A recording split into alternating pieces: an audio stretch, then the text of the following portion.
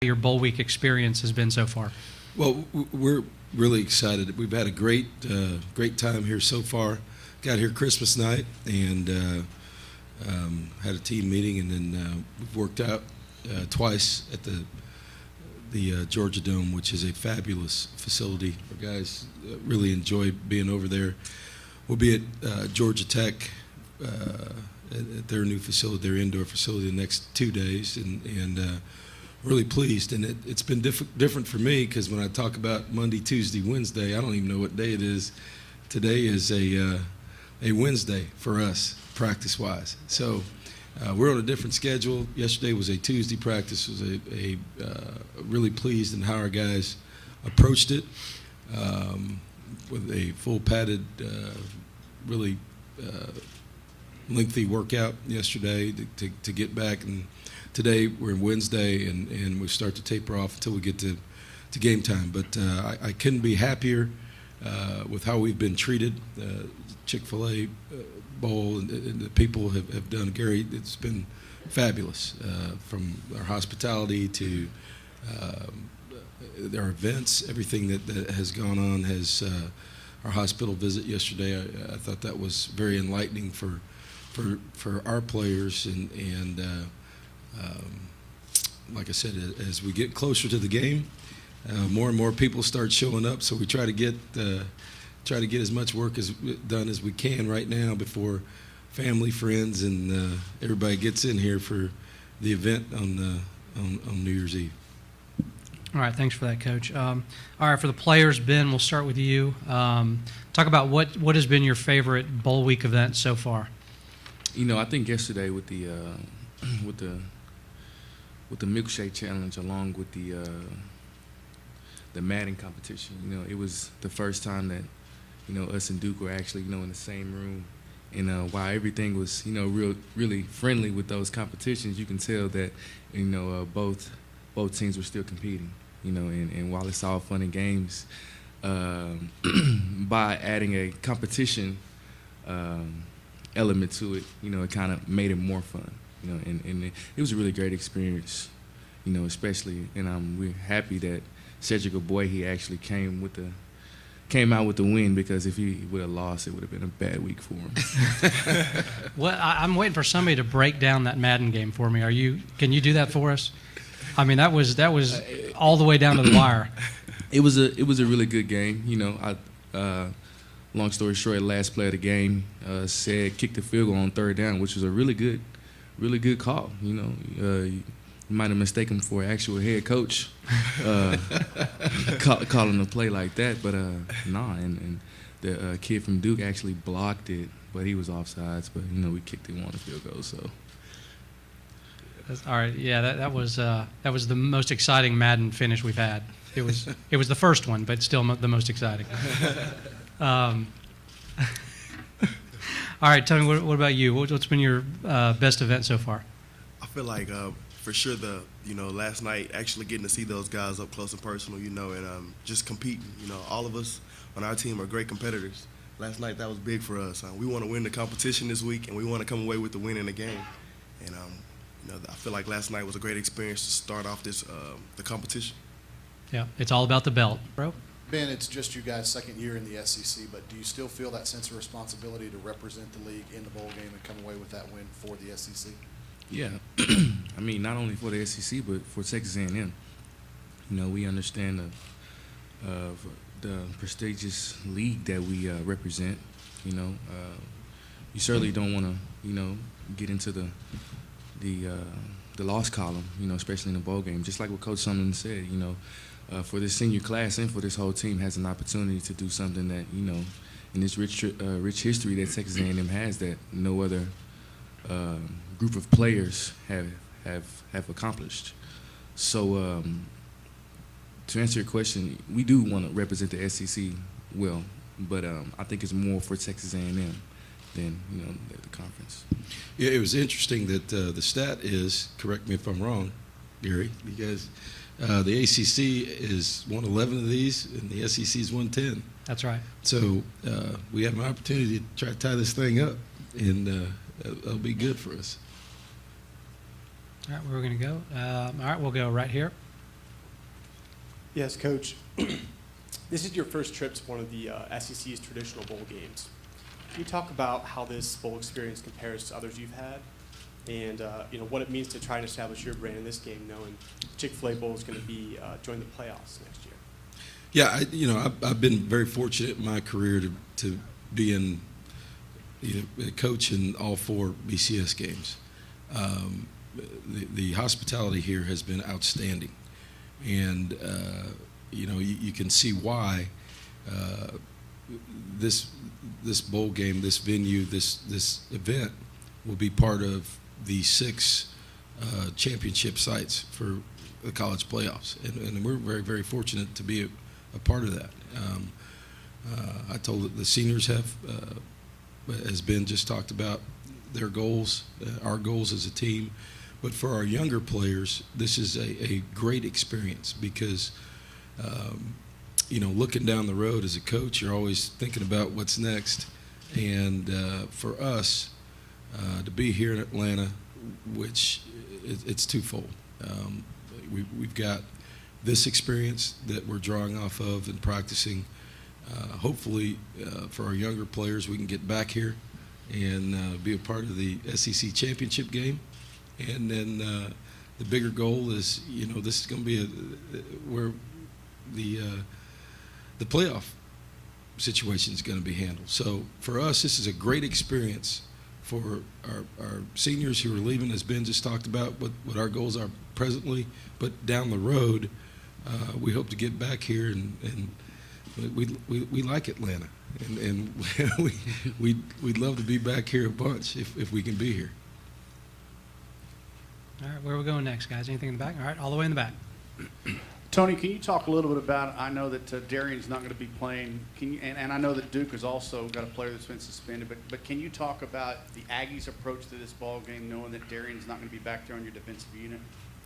For us on defense, it's just the next man up. All year long, we've been having some injuries and, different things that have taken our defense, and we have younger guys that are ready to step up. I'm sure our younger linebacker, Mastro, will be ready to play. Donnie Baggs also will be ready to play. We have a bunch of young guys that are ready to, make a name for themselves. And they've been working hard this year, to make plays for us. But our defensive coordinator, Coach Snyder, he'll definitely have our linebackers, ready for this game. Opportunity for this group to win 3 straight bowl games and how important that is. But how important is it to just win the bowl game, and how much can it be as a springboard into spring ball and into next year? Well, it's we treat bowl games probably a little bit differently than most people. It's we have 3 phases, really a couple phases that we go through in preparation. It gives us an opportunity to work our younger players early, the guys who are redshirted and not real starters, that are special teams guys, get a look at them, and then develop our game plan to win. And I think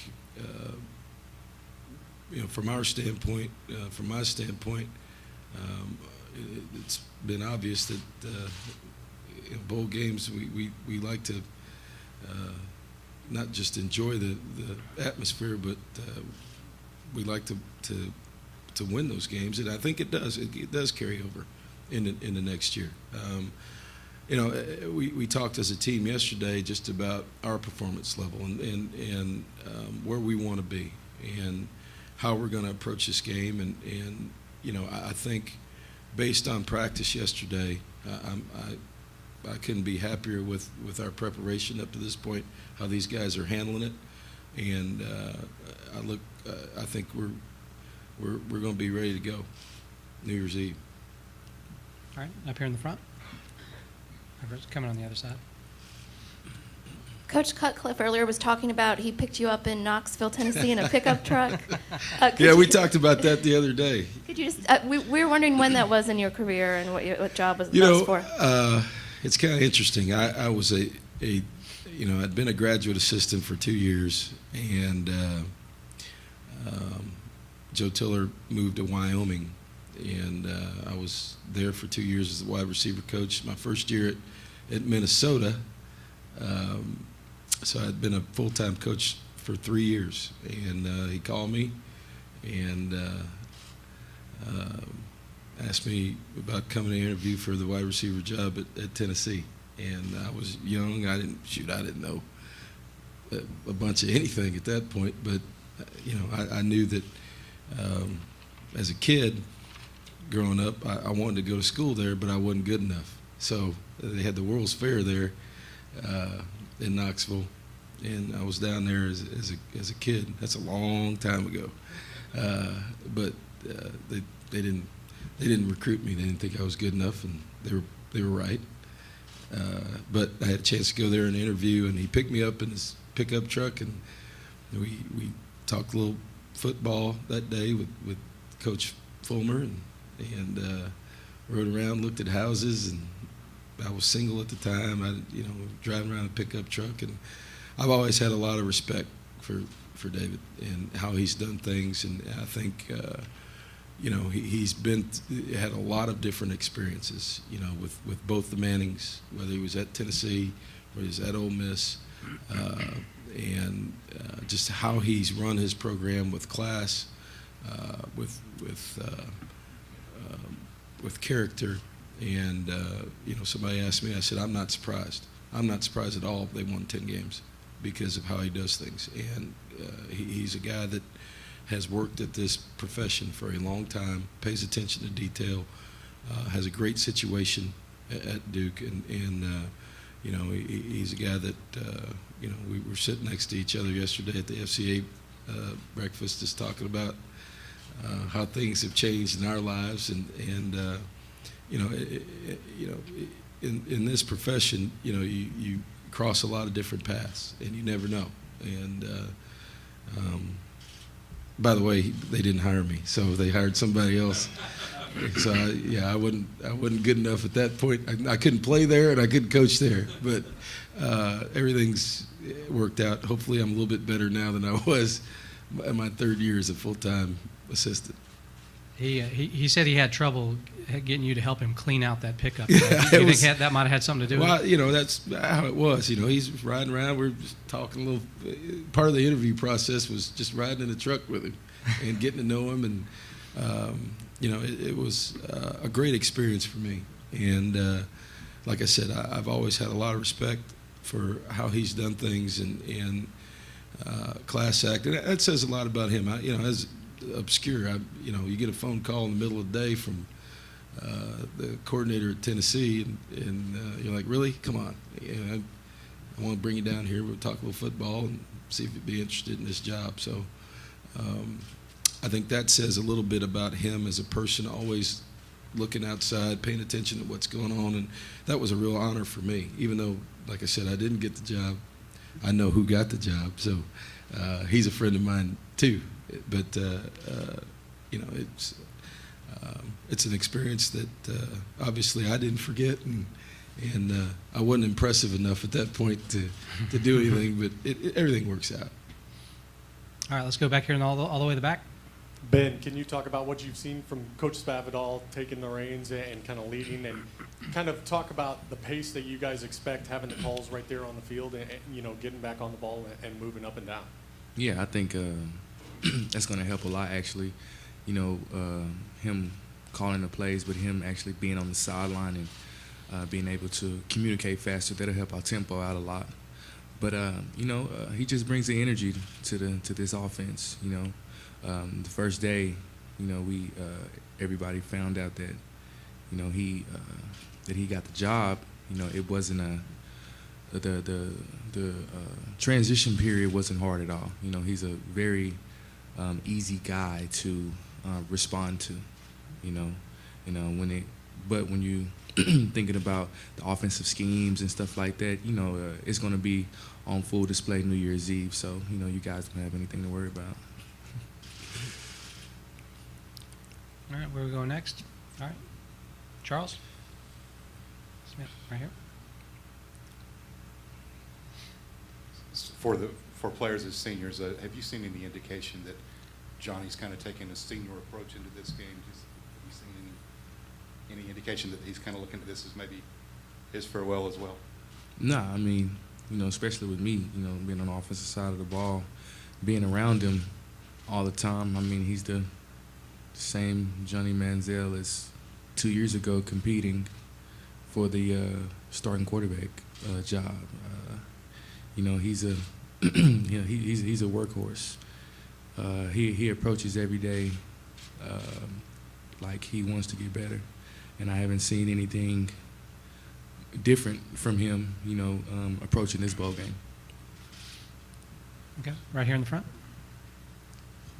Kevin, wondering about the status of Malcolm Kennedy, maybe a little bit overlooked that he wasn't involved in the last 2 games. Yeah, Malcolm's had he was beat up a little bit too through the year, and so he's been nursing some things. Like I said, this team was at the end of the year had been through a lot, and just looking at practice the last couple of days, I think the rest that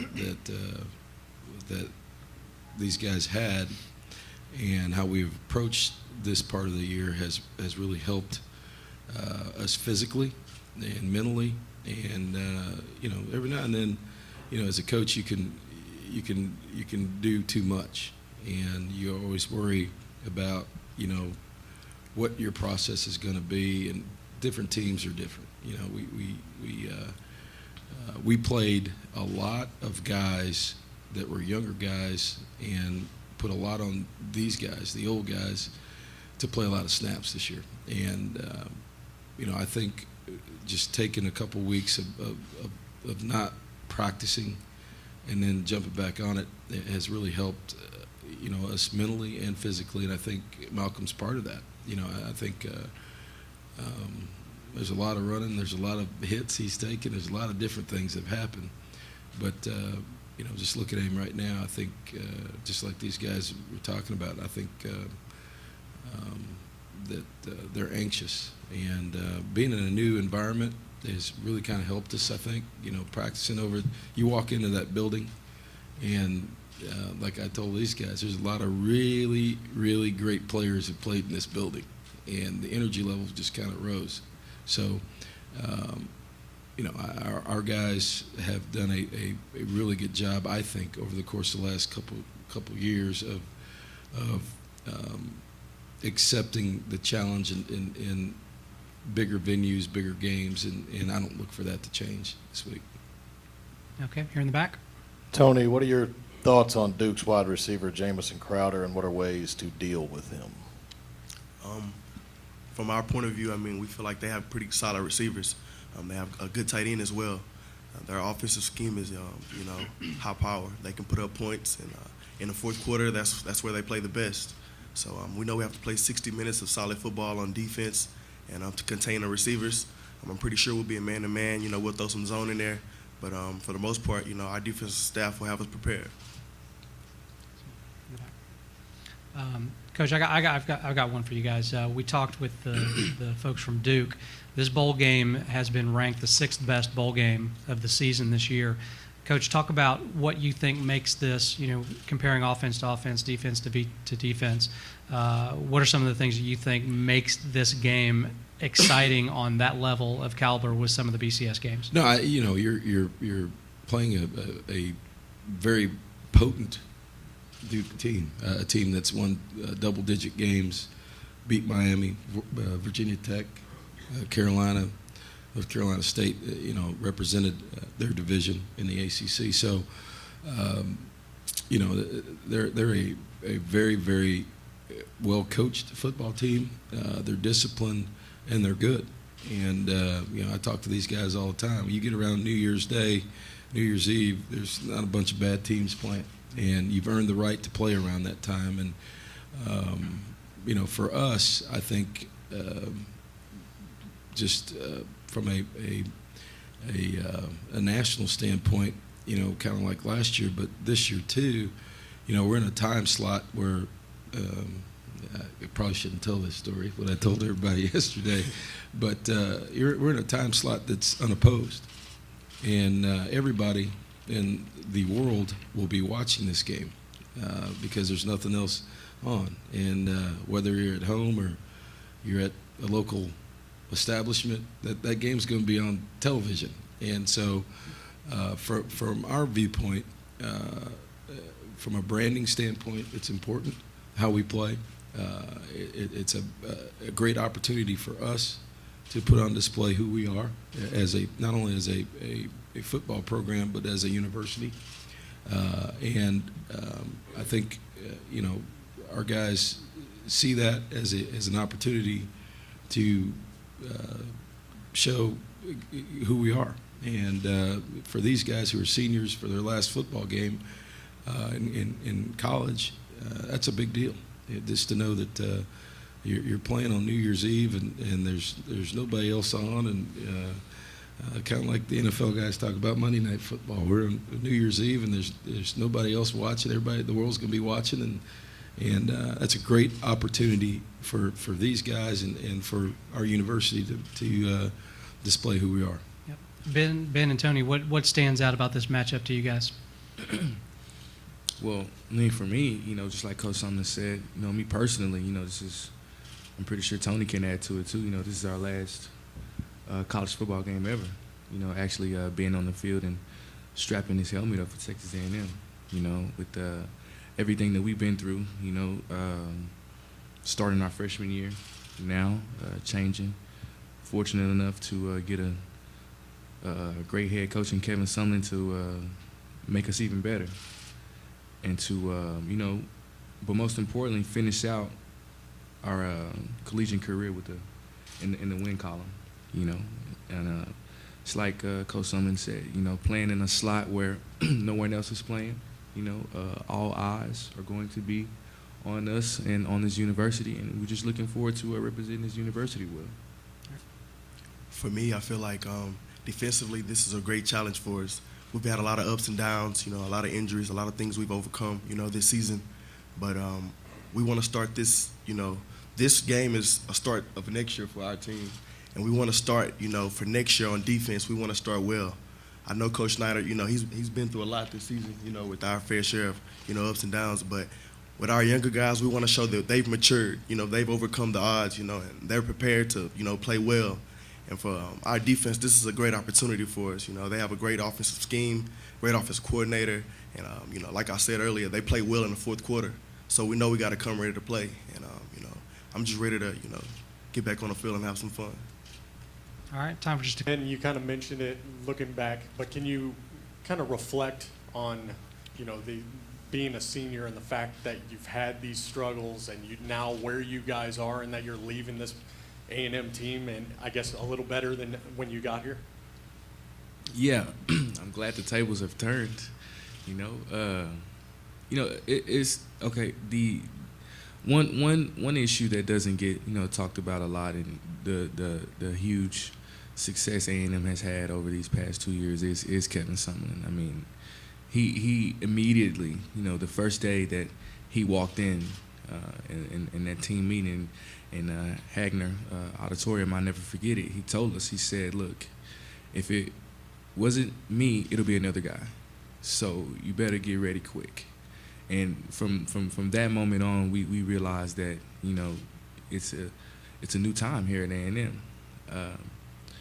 And then also with the SEC move, we went in, we took it as an approach. Everybody knew we were going to have a really bad, tough year our first year in the SEC. And Coach Sumlin let us know every week. He said, we have enough talent on this schedule to beat everybody on the schedule. And what he has done for this program and where he has taken, especially when I first got here, to where we are now. I mean, it's you really can't explain it. You really can't describe it. Just from a team aspect, at the competition we had last night, I was talking to Nate Askew. We came in together. And we were like, man, look how much fun we're having now.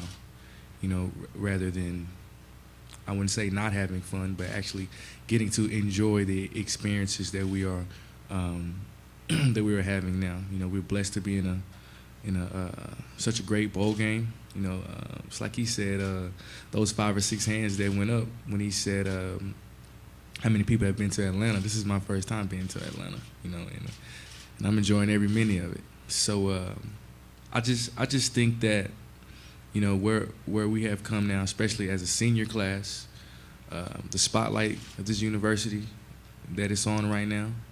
I just think it's just great, and I'm honored to actually be a key component of it being the way that it is now.